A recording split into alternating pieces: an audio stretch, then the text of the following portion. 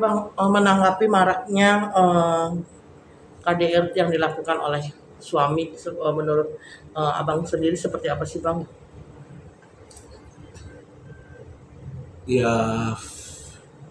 fenomena KDRT di media sosial kan belakangan ini ramai, kan ada beberapa kasus nih.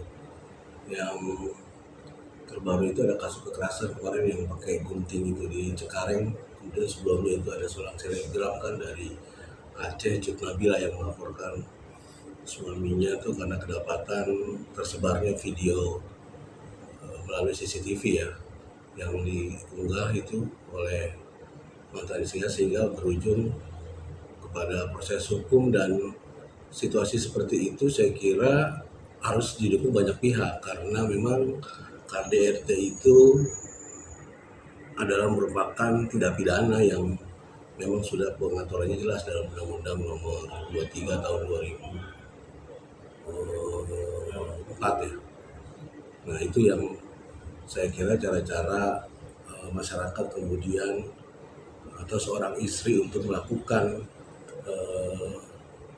menempuh proses hukum itu adalah cara-cara yang kemudian sangat dibenarkan. Tetapi memang dalam praktek ke KDRT ini adalah masih banyak masyarakat kemudian beranggapan seolah-olah kasus ini kan privat, seolah ini masalah keluarga, tidak perlu untuk diunggah keluar. Nah, ini yang kemudian menjadi persoalan. Ya, seharusnya bahwa kekerasan itu adalah hal yang memang harus diselesaikan melalui proses hukum, bahwa masalah keluarga itu nggak semata-mata merupakan ranah pribadi ya, tapi itu sudah menjadi ranah publik gitu. Dan justru terhadap orang yang kemudian menempuh proses hukum itu agar pelaku jerak, saya kira itu harus didukung oleh semua pihak seperti yang dilakukan oleh Cut Nabila, karena kabar terakhir kan lapornya tidak jadi dicabut kan. Nah, memang itu delik aduan, harus bisa diproses, bisa dilakukan tuntutan itu kalau kemudian ada yang korban yang sebagai melaporkan. Ya, kemudian proses Bogor pada saat kasus Nabila itu kemudian melaporkan, kemudian pelaku ditangkap, kemudian dijerat dengan, kalau tidak salah itu ada 3 pasal itu, 3 pasal dan 3 undang-undang.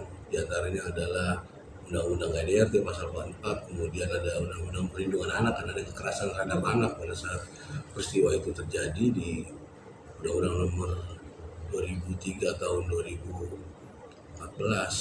Ya, kemudian ada KUHP-nya juga tuh 351 pidana biasa, dan prosedur hukum itu kemudian tetap berjalan. Ya, kita menghormati dari upaya misalnya kuasa hukum suaminya itu melakukan upaya restorasi justice ya, perdamaian, tetapi itu sebetulnya hanya bisa dilakukan terhadap delik aduannya. Tapi ingat, misalnya dalam kasusnya Armor ini, suaminya Cut Nabila itu kan tidak semuanya delik aduan di KDRT, tapi ada Undang-Undang Perlindungan Anak dan 351, sehingga saya kira itu akan berjalan dan bergulir terus, apalagi ini sudah menjadi perhatian publik gitu.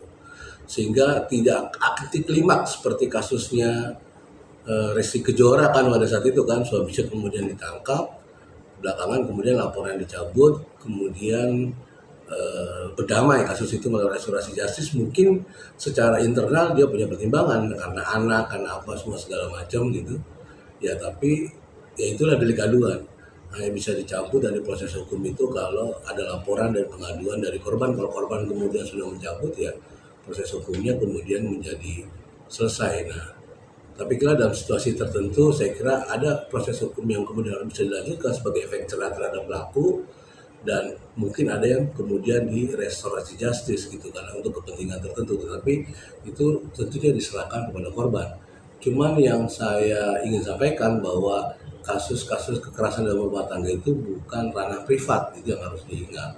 Ini bukan masalah pribadi, ini bisa terjadi pada siapapun dan kapanpun gitu kan di dalam rumah tangganya, bahwa ada hal yang jauh lebih besar, bahwa ya mungkin banyak pertimbangan karena anak, karena aib, karena ini kan masalah keluarga. Tetapi kalau kemudian orang diperlakukan kekerasan setiap hari selama berumah tangga, dan itu juga saya kira akan menjadi persoalan kalau kemudian kita tidak ada keberanian dari korban untuk menempuh proses hukum.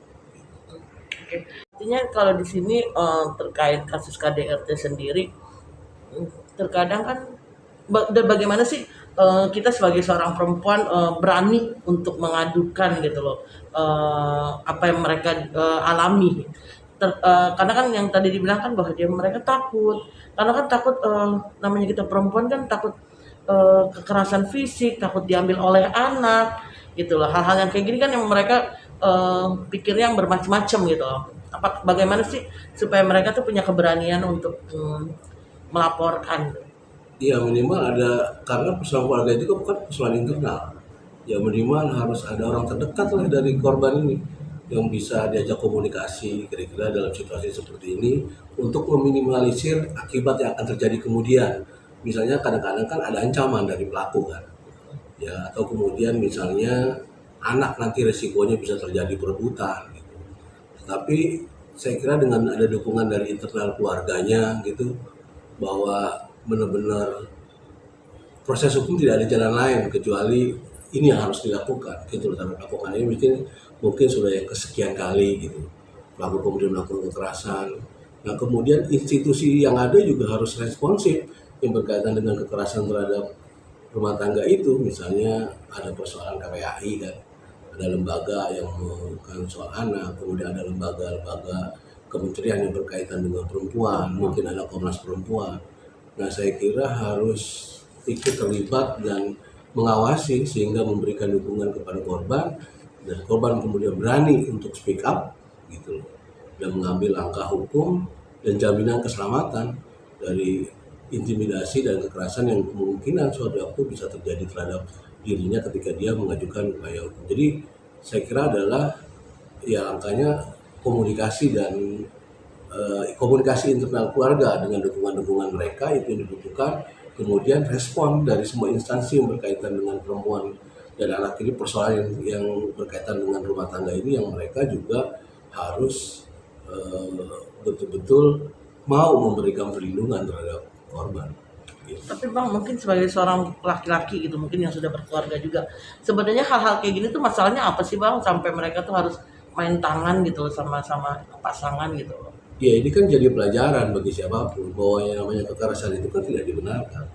Ada undang-undang yang kemudian mengatur, ada di dalam rumah tangga kekerasan, ada di luar yang nggak terikat dengan pernikahan. Kan ada undang-undang yang namanya kekerasan itu tetap tidak bisa dibenarkan, ada undang-undang yang melarang, ada proses hukum, dan ada sanksi pidananya bagi para pelaku itu. Nah ini yang kemudian harus disampaikan kepada publik. Dan persoalan kekerasan itu baik di dalam maupun di luar itu adalah bukan persoalan privat. Itu yang orang kadang-kadang berpikir bahwa ini rumah tangga gue, ini persoalan pribadi, nggak perlu orang harus ikut campur begitu. Tapi tiap hari tetangganya ngelihat dia nangis, dipukulin, jadi kekerasan, kan nggak mungkin dia harus diam. Apalagi kemudian anak. Nah saya kira harus berani gitu loh. Apalagi ini zaman media sosial kan, bisa video, bisa rekaman. Kadang-kadang sekarang kalau diviralin kemudian orang baru bisa dapat keadilan, makanya ada istilah viral, no justice dan sebagainya. Nah saya kira ruang-ruang itu harus bisa dimanfaatkan. Nah kalau persoalan internal yang terjadi kan macam-macam, kekerasan itu terjadi kan karena sudah terjadi perdebatan, mungkin karena persoalan ekonomi, kekerasan itu akan terjadi dimanapun gitu. Jadi yang paling penting adalah bagaimana mencegah kekerasan itu kemudian tidak terjadi, dan kasus-kasus KDRT dengan proses hukum itu akan menjadi pelajaran bagi siapapun bahwa menyelesaikan persoalan-persoalan rumah tangga, emosional dan sebagainya itu tidak bisa kita dengan menggunakan pendekatan dengan cara-cara kemudian melakukan penganiayaan dan sebagainya, baik itu secara fisik maupun mental. Oke, Bang, artinya untuk pelaku-pelaku yang seperti ini baiknya dia dihukum apa sih, Bang?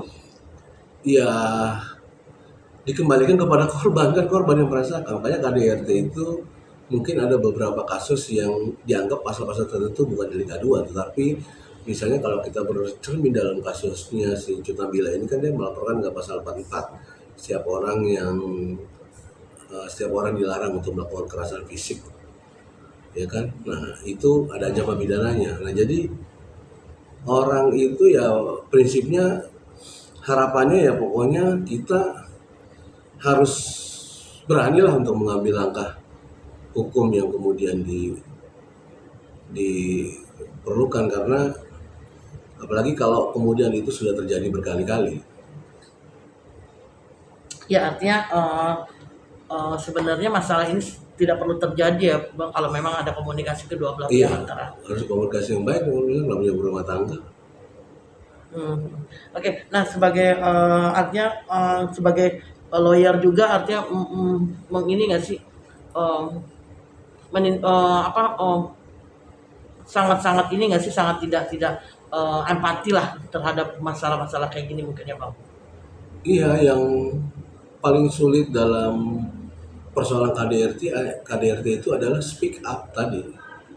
Kemampuan korban untuk bisa memberitakan persoalan keluarganya keluar itu kan yang nggak mudah tuh, ya kan? Nah, itu yang harus kemudian didorong dengan memberikan jaminan perlindungan bahwa korban itu benar-benar terlindungi ketika dia terjadi kekerasan dalam rumah tangga. Dan semua institusi yang terlibat, baik itu kepolisian, Komnas Perempuan, kemudian lembaga-lembaga yang mengurusi perempuan, lembaga perlindungan anak misalnya, dia harus bisa memberikan jaminan. Sekarang kan ada video tadi kan, bisa dibuat kontennya, bisa nggak apa-apa, biar bisa diberitahu supaya korban betul-betul bisa mendapatkan perlindungan. Seperti kasus Nabila kan dia merasa katanya 5 tahun kan hidup seperti neraka, mungkin itu juga banyak pertimbangan-pertimbangan dan mungkin dia punya perhitungan, mungkin belum saatnya melaporkan, masih diberi kesempatan, masih kadang-kadang kan orang menikah itu sebelumnya tidak pernah tahu bahwa dia karakternya temperamental kan, tapi ketika menikah kemudian menjadi berubah. Nah, banyak faktor-faktor yang kemudian saya kira secara psikologi itu mempengaruhi itu. Tetapi garis besarnya adalah bahwa kekerasan dimanapun, baik itu dalam rumah tangga, jelas ada undang-undang yang kemudian mengatur, ada sanksi pidananya yang bisa berlaku dan semua korban harus berani melakukan itu. Supaya apa? Supaya justru untuk menyelamatkan keluarganya. Kalau dia masih bisa kemungkinan untuk bisa berubah, ya silakan kemudian dia bisa melakukan ini dengan perdamaian.